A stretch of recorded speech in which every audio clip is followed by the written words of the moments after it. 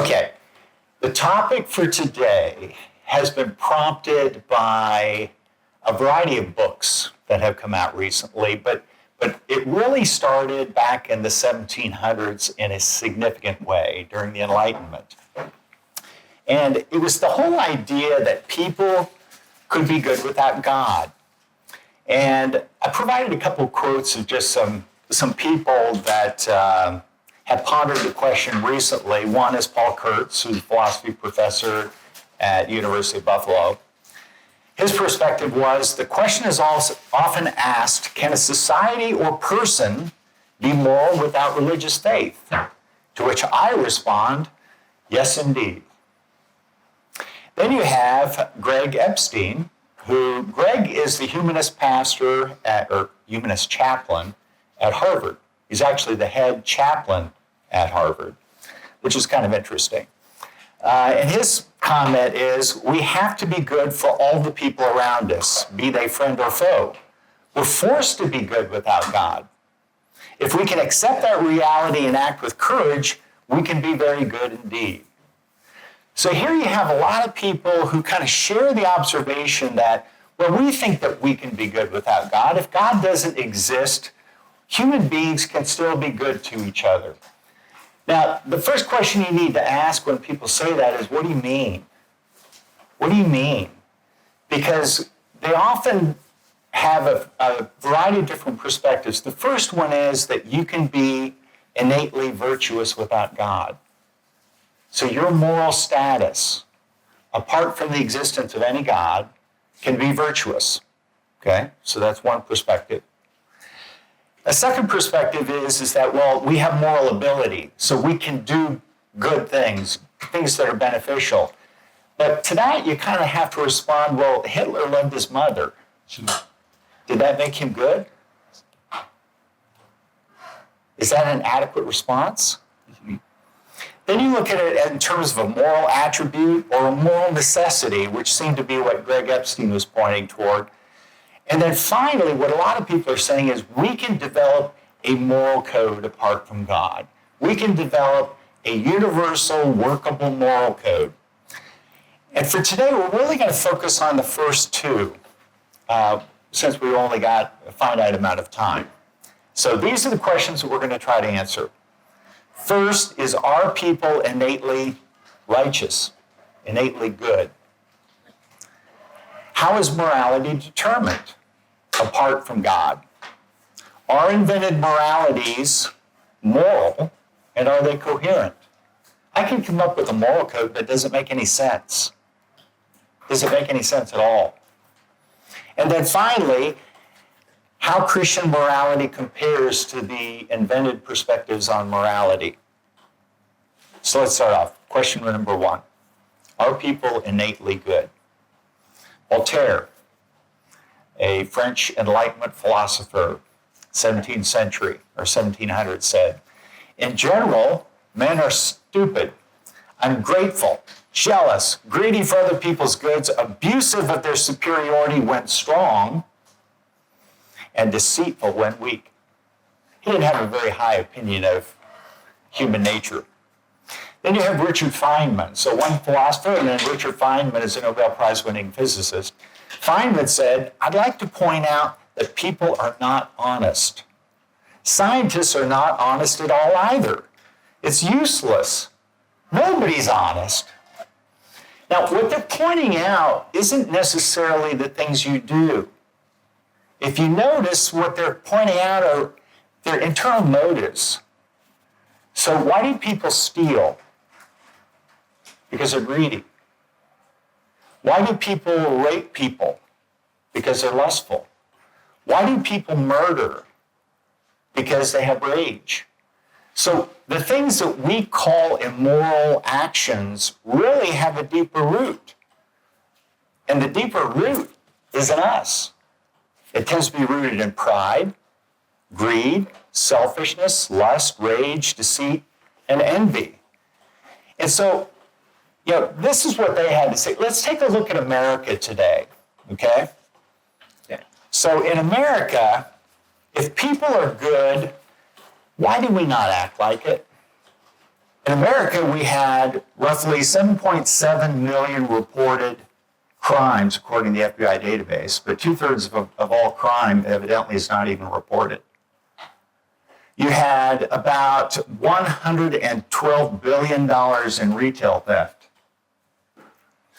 Now, what about really educated people like college students, college professors? Did you know that not only can students purchase papers, but there's a $10 million a year industry of university professors purchasing papers and having them published in journals. It's gotten so incredibly out of control that a lot of scientific journals no longer know what's true and what's not because of the falsified research. In fact, one Harvard Business School professor who teaches business ethics was fired for falsifying her data to fit her conclusions. And then, if the academic issues weren't bad enough on campus, what about the physical issues? Evidently, about 18%, almost 1 in 5 women on campus are physically assaulted while they're in college. What about relationships in America? You have about 600,000 divorces a year. About 30% of those are because of infidelity. There's about 10 million cases of domestic violence every year in America. There are 2.2 million cases of sexually transmitted diseases every year in America. Roughly 37% of adults now think open marriage is okay. You know, it's okay to be married and cheat on your spouse. In fact, there's websites that will help facilitate it. So one website, Ashley Madison, it's a site for married hookups. So if you're married, you want to hook up with someone else that's also married, you want to do it discreetly, you can go to the website and you can hook up. What about government fraud? So when we try to help people, okay, Medicare, Medicaid, when the government tries to help people rip them off. It's over roughly about $100 billion of Medicare and Medicaid fraud every year. Most of that's doctors and insurance companies. Then you have tax fraud, $1 trillion a year. Social unrest, even when we're trying to do right, even when we're trying to pursue justice, we do it unjustly. So just during the George Floyd riots, the insurance claims were $1 billion for that one set of riots, but they estimate the total damages to have been $2 billion.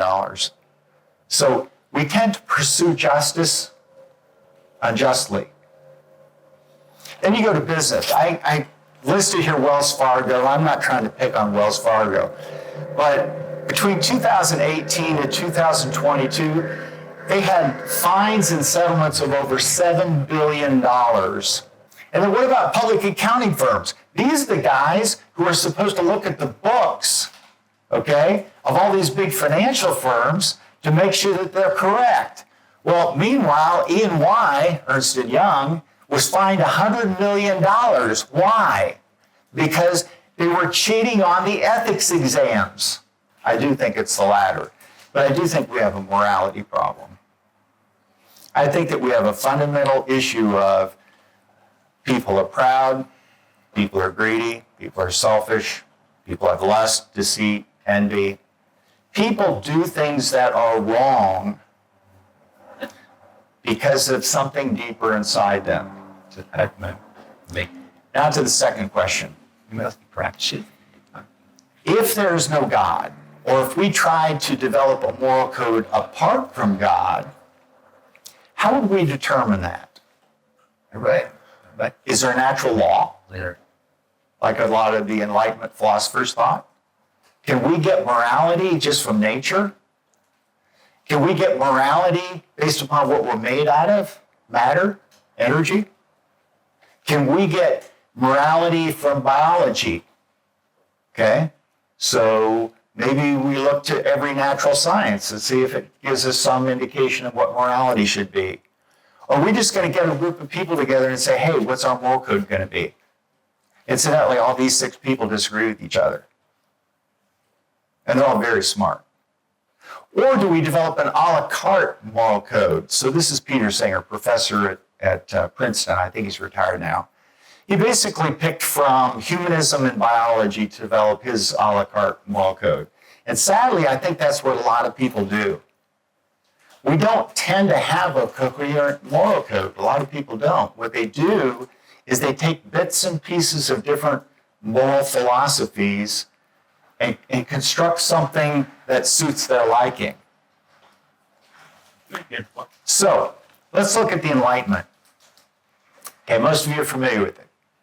Okay, so during the Enlightenment, and there was a French Enlightenment, German Enlightenment, a Scottish Enlightenment. There were a variety of different Enlightenment movements. Usually when you talk about the Enlightenment, most people are talking about the French Enlightenment.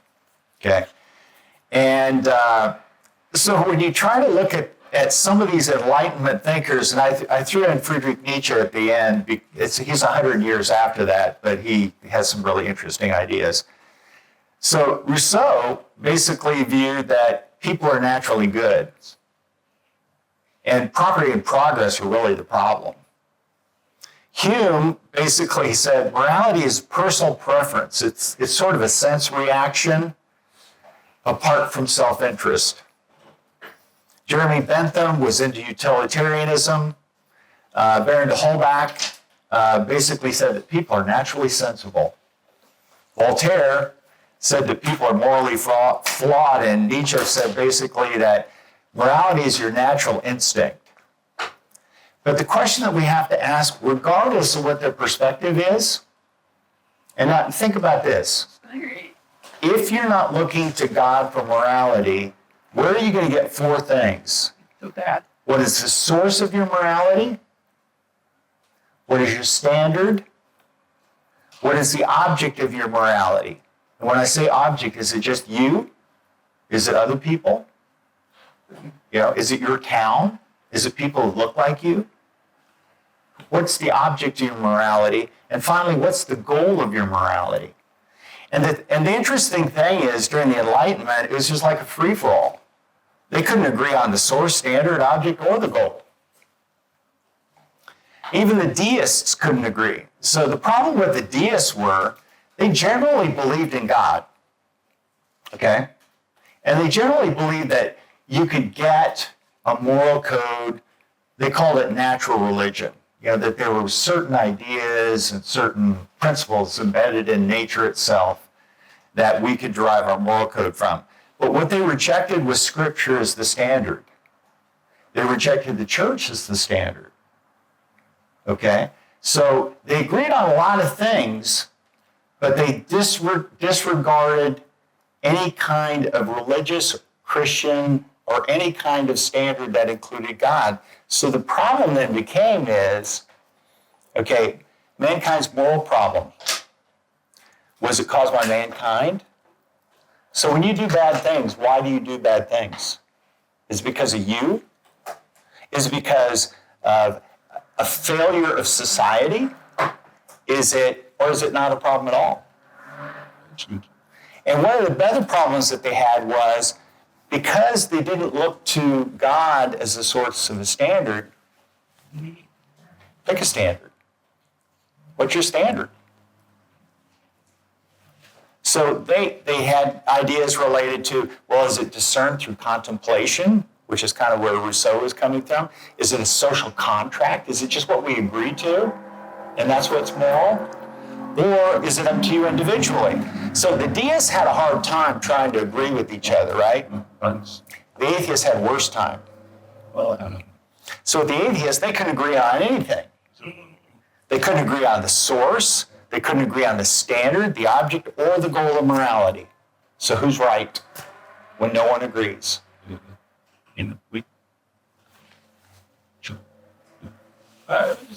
So let's take a look at each of these, just real quickly. And I want you to kind of get a feel for where some of these people were coming from. So if I don't get my moral code from God, maybe I can get it from matter, okay?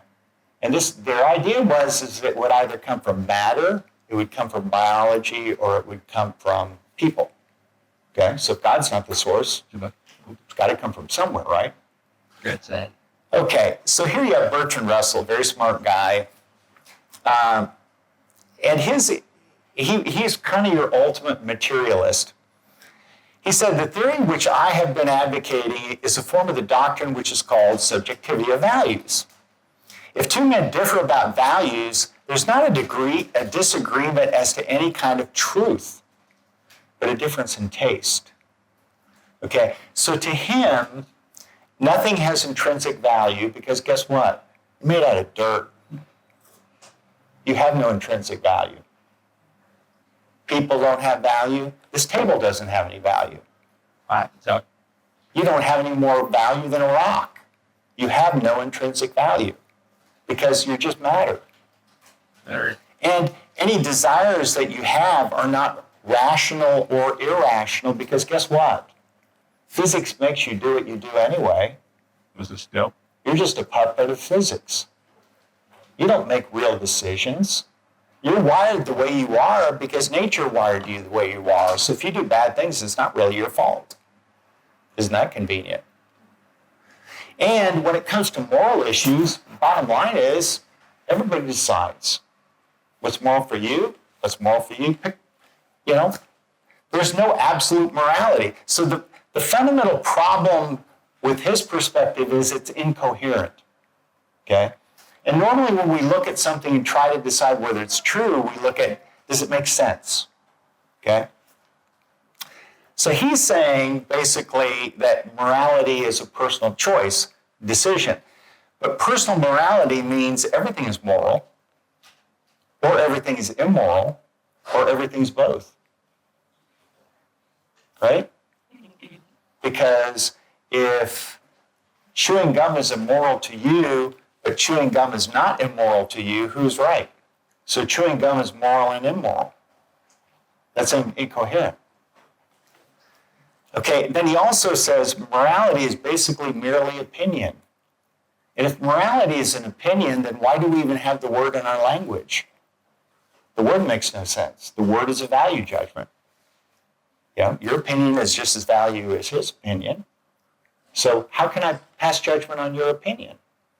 So I should take the word morality out of the language and just use the word opinion. Then you have Steven Weinberg, interesting guy, Nobel Prize winner, physics. And I thought his quote was really interesting. He goes, there are plenty of people without religious faith who live exemplary moral lives. As for example, me. But I've read 4 of his books, okay? And in none of them does he define what morality is. Now, he does say that science can't opine on morality, okay? So if science can't opine on morality, then where is it going to come from? So he claims himself to be morally exemplary without a standard. Isn't that convenient?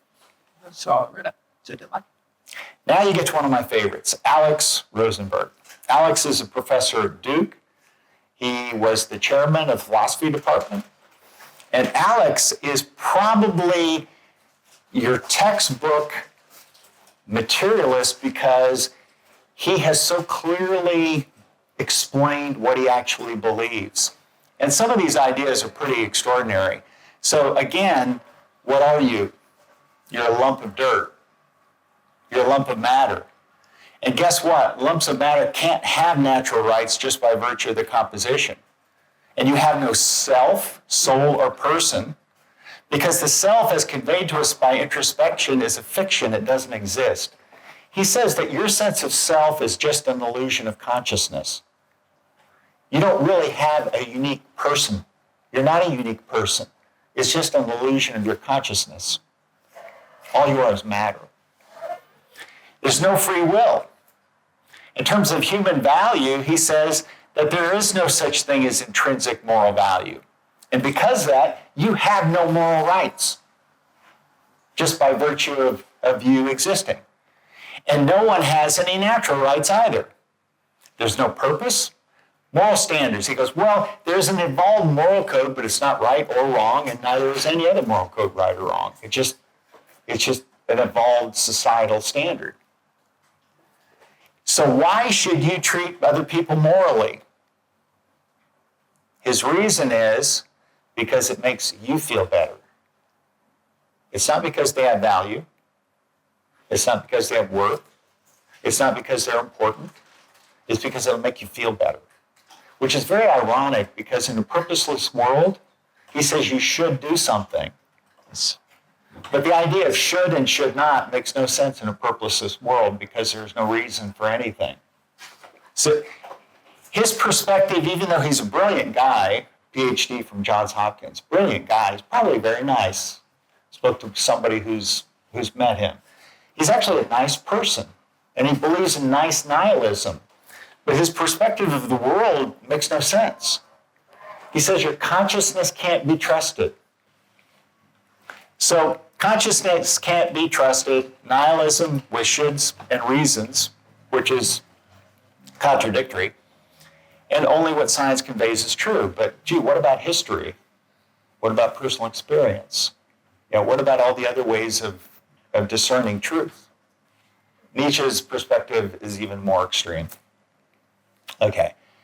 Nietzsche is probably, if I were to look up in an encyclopedia under the person you never want your daughter to marry, it would be Friedrich Nietzsche. And maybe that's why he stayed single for his entire life. Okay? And his perspective was that people are botched animals. Stupid choke. Sick people are parasites on society and have no right to live.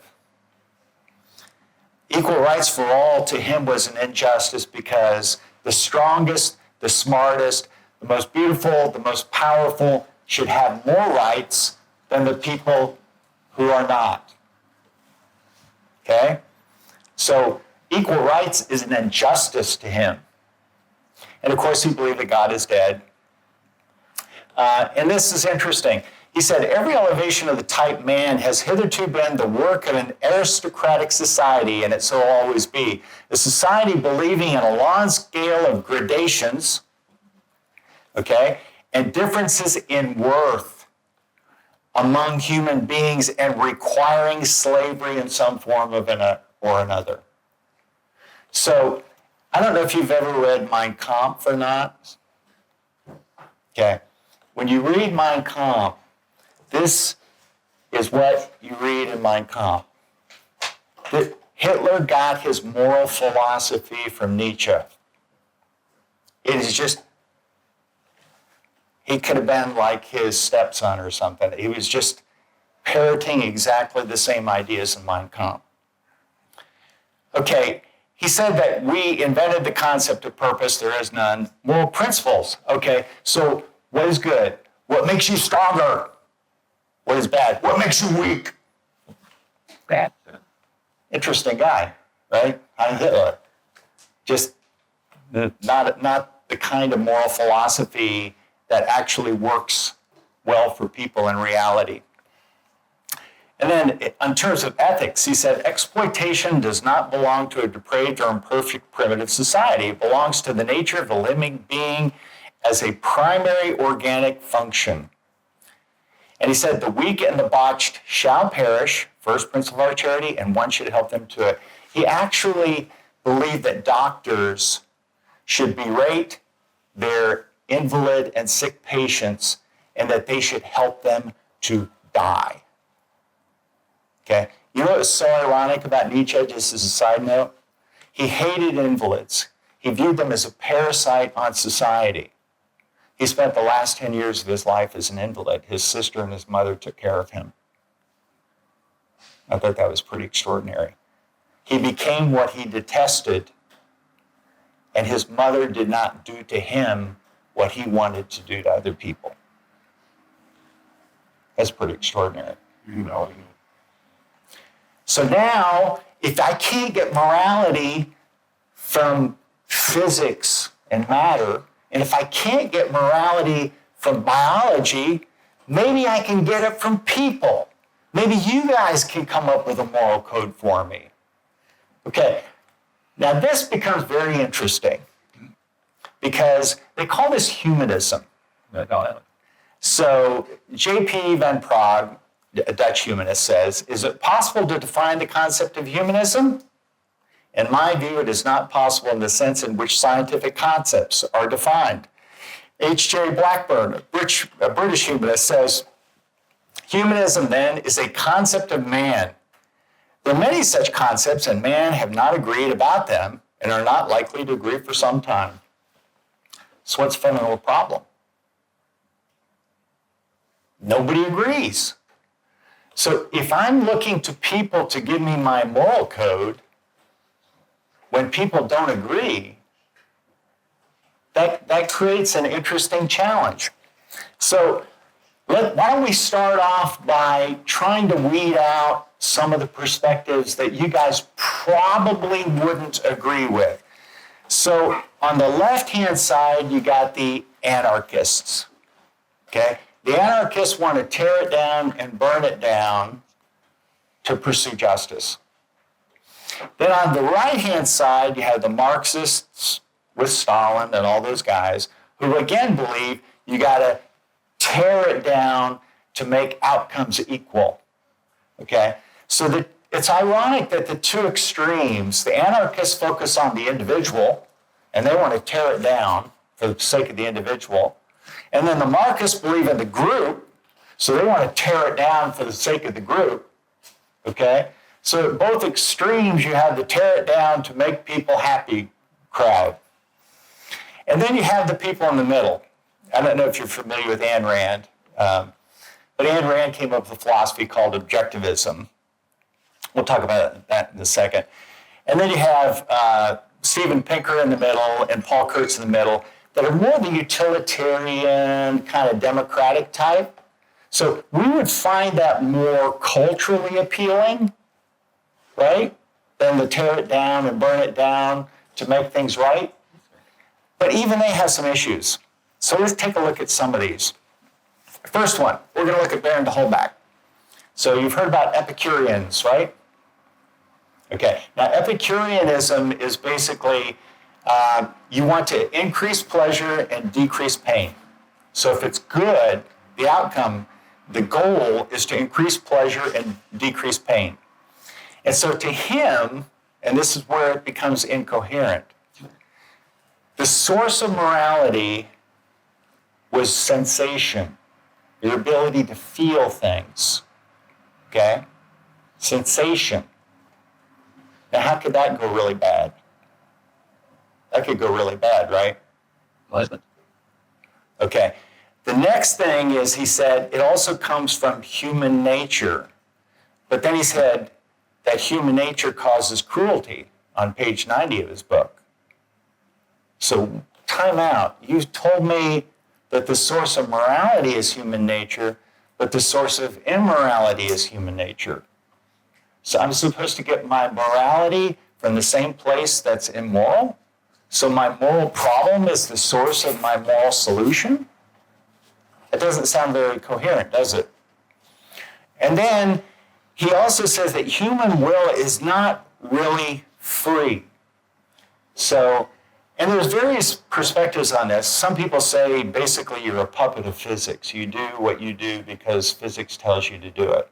Other people are not quite that extreme, and they say, well, most of what you do is dependent upon cause and effect and laws of physics, and you don't really know why you do what you do. You think it's your decision, but it's really not your decision.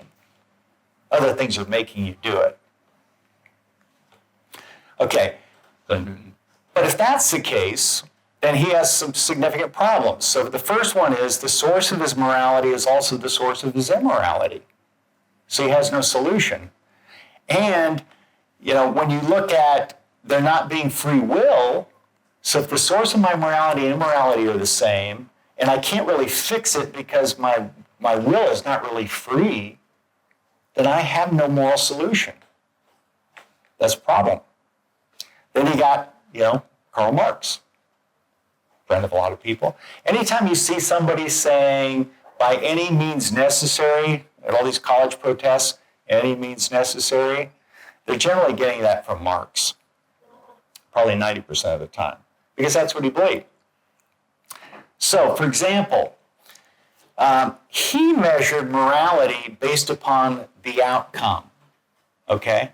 So his standard was the outcome. So long as I achieve what I want to achieve, I can do it any way I want because my standard is the same as my outcome.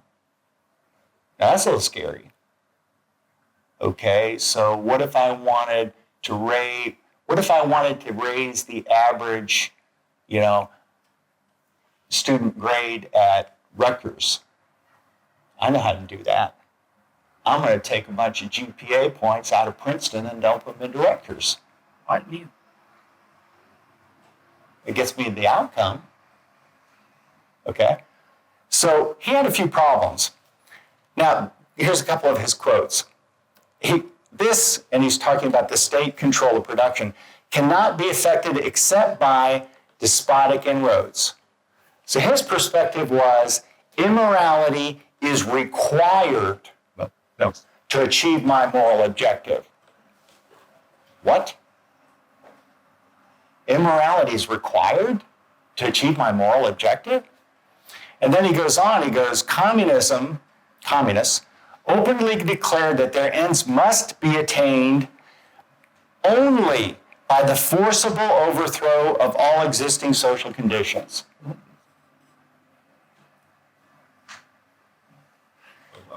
So the incoherence here is morality must be achieved immorally. It just doesn't seem. Let's go to Ayn Rand. Now, Ayn Rand, interestingly, her dad's pharmacy was confiscated by the communists when she was a young teenager. And so she really had a problem with communism, okay? This whole idea of group-focused morality, group altruism. So her perspective was not the group, it's the individual, okay? And again, she was reacting against one extreme. So if you see one extreme, what do you generally do? You go the other way. So her perspective was the source of man's rights is not divine or congressional law, but the law of identity, okay? So you have rights because of what you are. So you're a person. So you have the right to have and do anything that you need to have and do to be a person. And then she goes on, it's sort of Epicurean as well. She basically says, to live for his own sake means that the achievement of his own happiness is man's highest moral purpose. So your highest moral purpose is to make yourself happy. Now, her problem is she says identity, and by identity, what she really means is your existence. Okay? So your existence grants you rights. But then what does she do? She says fetuses don't have rights. Time out. A fetus exists as a fetus. Why does not a fetus have the same right to exist as you have the right to exist? Okay, from that logic, then a tiger has the right to exist as a tiger. So if you're granting rights based upon identity to yourself, why are you denying the rights based upon identity to other people? Okay? And that's kind of interesting. So that's incoherent. And then you get to Jeremy Bentham. And you guys will probably have heard of him in a lot of your classes on utilitarianism. Okay, he basically says nature has placed mankind under the governance of two sovereign masters, pain and pleasure. Okay, it is for them alone to point out what we ought to do as well as determine what we shall do. So now what he does, to a degree, is kind of the same thing that Marx did. What he basically says is he uses the outcome to be the standard. Now, if the standard and the outcome are the same, that's a little bit dangerous, right? Because now I can achieve that outcome anything I do to achieve the outcome is justified because my standard is the outcome. What about it? Okay? And so to him, one of the problems with the standard is the standard can dehumanize people. If it's all about pain and pleasure, the greatest good, it's literally a math calculation. Literally, when you read through his, I can't remember where I got that one, Principles of Morals and Legislation. It's literally a math calculation. He lays out the math on how you should calculate it. And so it justifies hurting someone who's done nothing wrong, plundering people, killing people who've done nothing wrong. And what that would also do is if a small country had oil fields, like Kuwait, and a bigger country decided, well, there's not that many people there, and we really like all your oil, we're not really going to hurt that many people by taking your oil. You see what I mean? It can justify all kinds of immorality. So that's the problem. When you look at humanism, and this is according to Michel Onfray, a French humanist, he goes, this relativism is crushing. In its name and in the name of secularism, all discourse carries equal weight. Error and truth, false and true, the capricious and the serious. So on the left-hand side, you got the anarchist handbook. And they literally teach you how to build a grenade launcher. Okay? Then on the right-hand side, you got the Communist Manifesto. So you kind of got the two extremes. Then you got Ayn Rand, who's into self-interest. You got John Stuart Mill and Jeremy Bentham, who are into kind of the group interest. You got Paul Kurtz, who's into global government. And then you got, Hugh Hefner, who just wants to party and have fun. Hey, Who's right? Where are you going to get your morality? Then you got Peter Singer. And the crazy thing about Peter is he's a professor at Princeton, and I believe he's retired now. But he literally combines multiple worldviews. So from the standpoint of personhood, he defines personhood based upon biological capabilities. So for example, not all people are persons. Did you know that? According to him? According to him, you're only a person if you are aware of your own existence over time. I believe that's the phrase that he used. So bottom line is if you were in a coma, you're no longer a person. Okay? Or let's say you have Alzheimer's, you're no longer a person. Well, you know where he extended this to? He and one of his colleagues said, my colleague Helga Kusha and I suggested that a period of 28 days after birth be allowed before an infant is accepted as having the same right to live as others. So he's not talking about killing babies that are not born. He's talking about killing babies after they have been born because they're not yet persons. They're not aware of their existence over time. Now, talk about a slippery slope. So if I define your personhood based upon your capabilities, what if I say only people with a certain IQ are persons? Or only people of a certain race are persons? yeah. Or only people who live in a certain country are persons? That's a pretty scary thing. Okay, so if I don't get my morality from God, can I get it from nature? And I'm quoting 4 Nobel Prize winners for you here. Erwin Schrödinger. He said, nature has no reverence toward life. Nature treats life as though it were the most valueless thing in the world. Nobel Prize in Physics. John Eccles, Nobel Prize in Medicine. He goes, in the mindless universe of mere nature, the universe without rational beings, there's neither justice, nor mercy, liberty nor fairness, because guess what?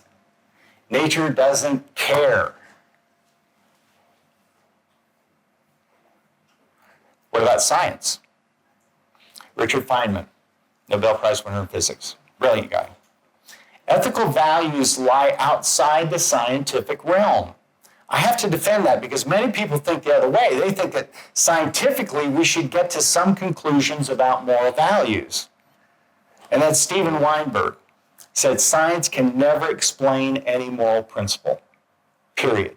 So if I can't get it from nature, if I can't get morals from science, what about from human reason?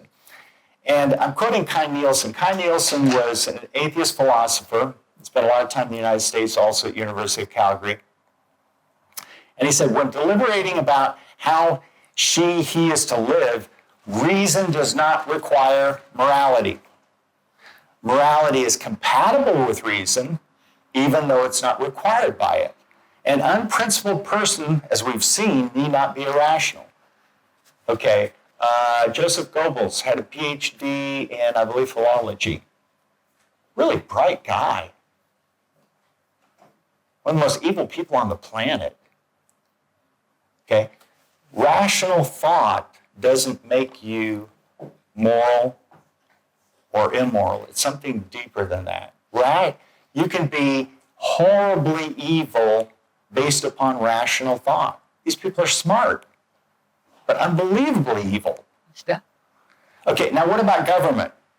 Okay, and so government, have you ever seen a law that you didn't agree with on a moral basis?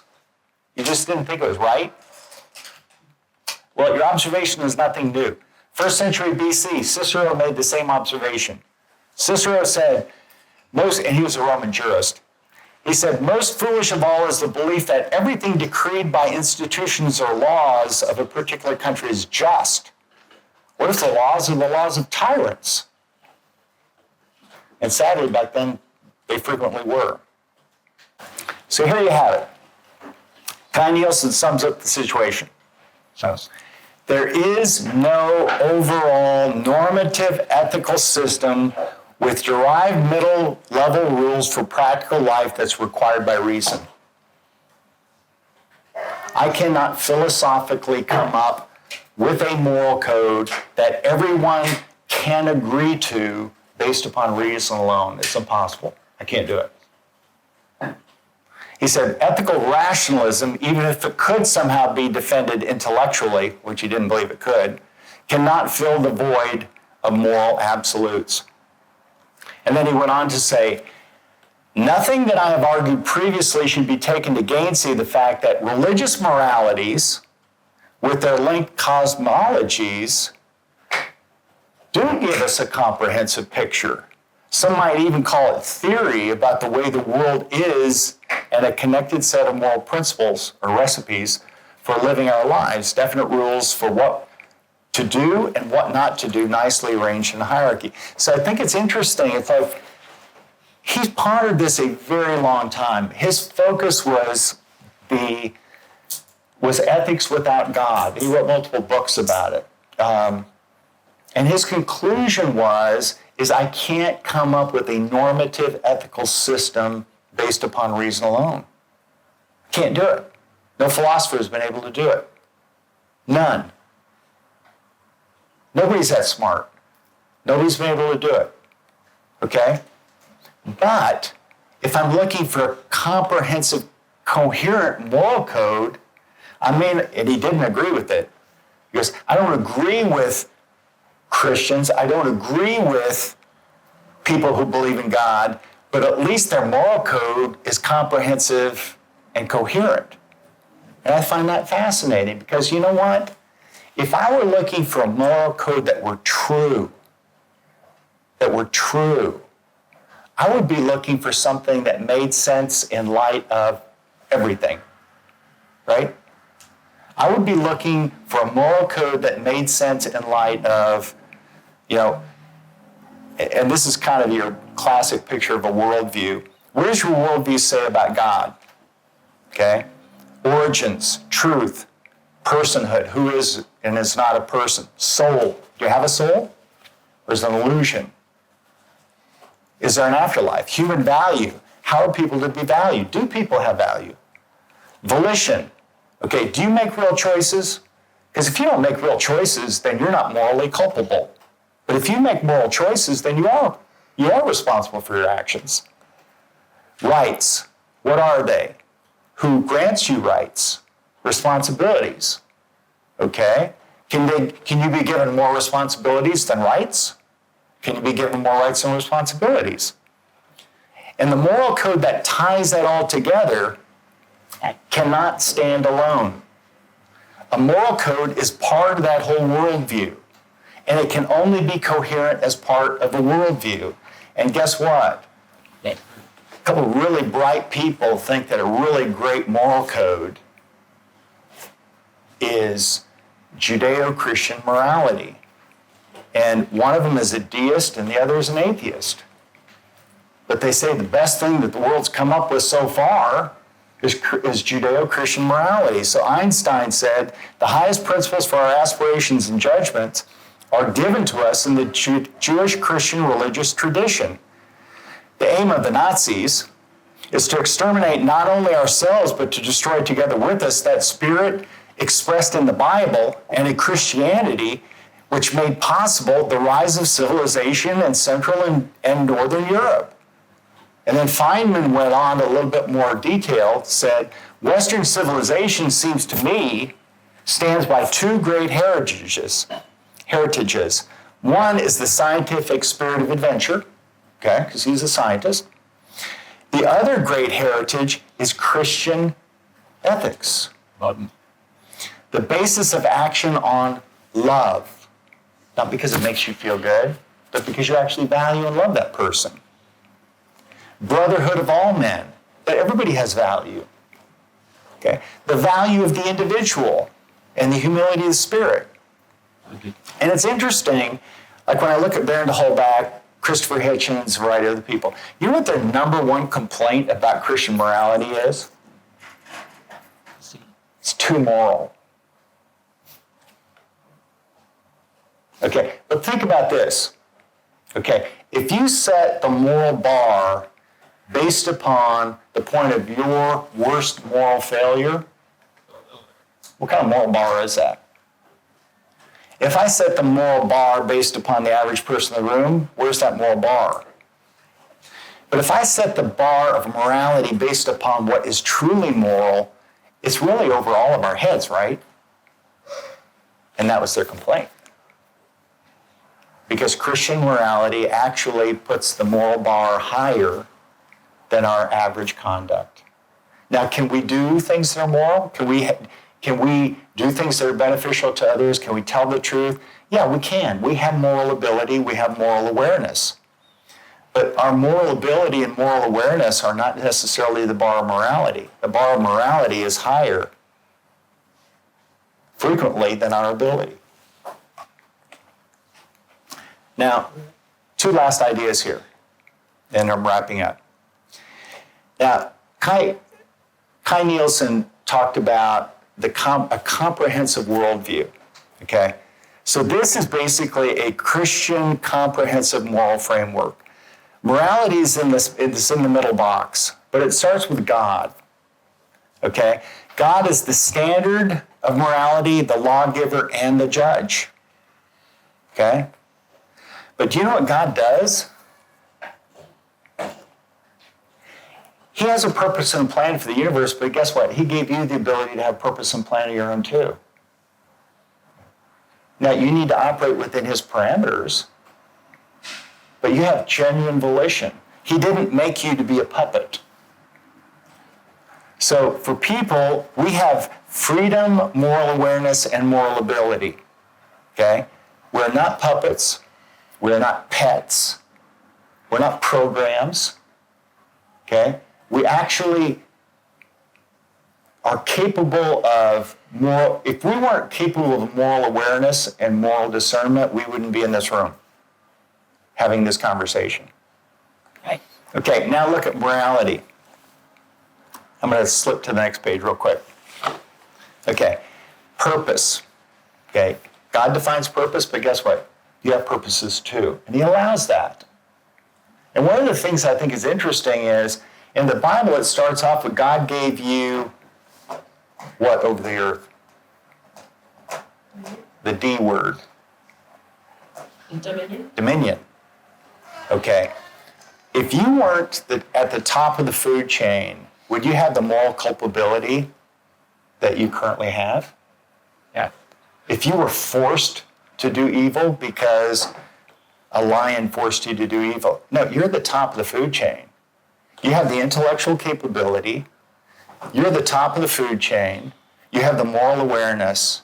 And because of that, and God delegated a piece of his sovereignty over the universe to you, okay? Because if you didn't have some sort of genuine dominion, you wouldn't have genuine volition, okay? That's pretty coherent. Okay, now you look at principles, moral principles. Where do you get moral principles from? Definition of morality. God's character is. God is truthful, God is faithful, God is holy, God is just, God is loving, God is pure. Okay? The Bible also says that God is totally righteous. Okay? Upright, morally pure. Okay? Now, what's interesting about these moral principles is they're non-conflicting. Now, think about that. They're non-conflicting. Being truthful does not require you to be unjust. Being just does not require you to be unloving. These are non-conflicting moral attributes. None of them conflict with each other. This is the equivalent of moral law. Okay? Now, this makes such incredible sense too, because these are God's personal moral attributes which we're supposed to imitate. Okay? We're not the definer of what's moral. We're the imitator of God. Okay? And God is not incoherent. His moral attributes, his character is not incoherent. Okay? And that's kind of a philosophical mind blower in a way too. Now, personhood. Who grants you personhood? A committee? God says you're a person. Okay? And nobody can take that away from you. Okay, human value. Now, this is pretty interesting to me. Okay, now, if I want to value something in a market, how do I value it? I reach into my pocket, and I pull out some money, and I say, that's how I value it. That's what I'm willing to pay for it. Okay? In a market economy, the value is what people are willing to pay for it. Okay? What did God pay for you? His son. Where does that put your value? You've been valued at the life of God in the flesh. Your value is so extraordinary. And the only way that you can have the value that we want, okay, high, extraordinary, equal, okay? God so loved the world, not just Jewish people, not just old white guys, you know, he loved the world, everybody, that he gave his only son. So your value is high, equal. If you go to Piscataway, does your value change? No. So your value is universal. And does your value change from today to tomorrow? No. God is the one who defines what human value is. The only way that you can have the value that you think you have is if there's a God. Otherwise, somebody else decides what your value is. And you could be incredibly valuable or incredibly worthless, depending upon how they're feeling at the moment. Then when you get to rights and responsibilities, God gives you rights, he also gives you responsibilities, but they're balanced. Okay? So it's interesting that the first several rights here are actually gifts. So he gave you life, that's a gift. He gave you dominion, that's a gift. He gave you the right to be treated well because he valued you. Here's a couple that you may not be aware of. Did you know that you have the right to own property? but you have the responsibility to not steal, and you have the responsibility to not own everything. And I think there's some people that need to kind of take that into heart. It's like, how many $1 billion do you really need, right? And it's like, is it truly moral to own everything? It's not moral to take what they've earned honestly. It's not moral to steal from them. But I do like the idea that several billionaires are now giving away over half of their wealth, and I think that's the right thing to do. Okay, then you get to moral law.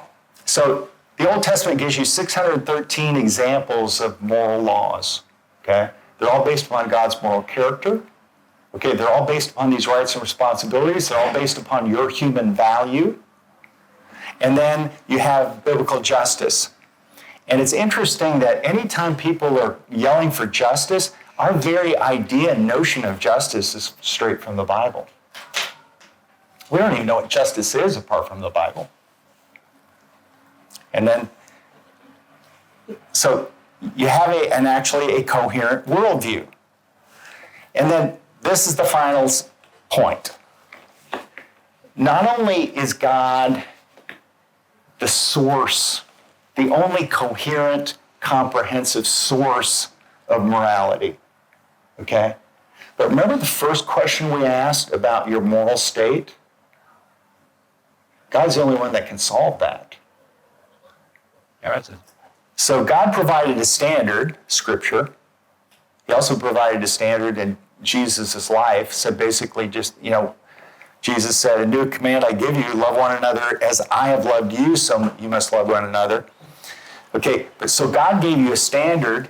God gave you a solution. Savior, Jesus died for you. Jesus made you righteous. He accounted some of his righteousness to you. Okay? So he gave you what you can't get on your own. And then God gives us the Holy Spirit. It's like the Holy Spirit keeps you on track. The Holy Spirit also will enable you to do what you know you should do. So this is what's extraordinary to me. It's kind of like, not only is a biblical moral code